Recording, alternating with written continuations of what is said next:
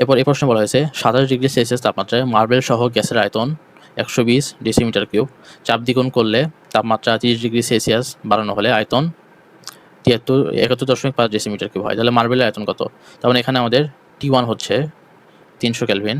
তারপর প্রথমে হলো মার্বেল সহ গ্যাসের আয়তন, তার মানে এই আয়তনটা হচ্ছে মার্বেল সহ।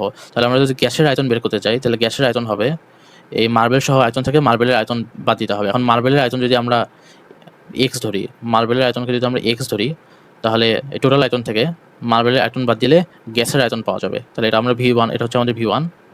তারপরে এখানে বলা হয়েছে চাপ দ্বিগুণ করে, তার মানে প্রথমে P1, এটা যদি P1 ইকুয়াল যদি P হয় তাহলে আমাদের P2 ইকুয়াল টু 2P হবে, কারণ চাপ দ্বিগুণ করার কথা বলা হয়েছে।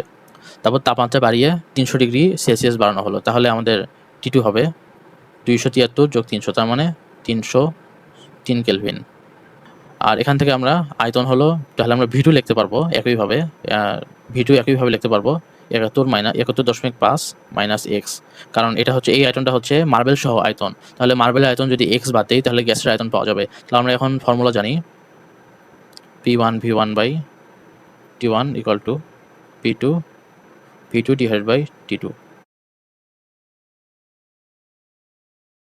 তাহলে এটা যদি আমরা সমাধান করি, এখানে দুই পাশ থেকে P কাটা যাবে, তাহলে এখান থেকে এটা সমাধান করলে আমাদের x এর মান আসবে 12.22 সেন্টিমিটার কিউব। তাহলে এটা হচ্ছে আমাদের মার্বেলের আয়তন।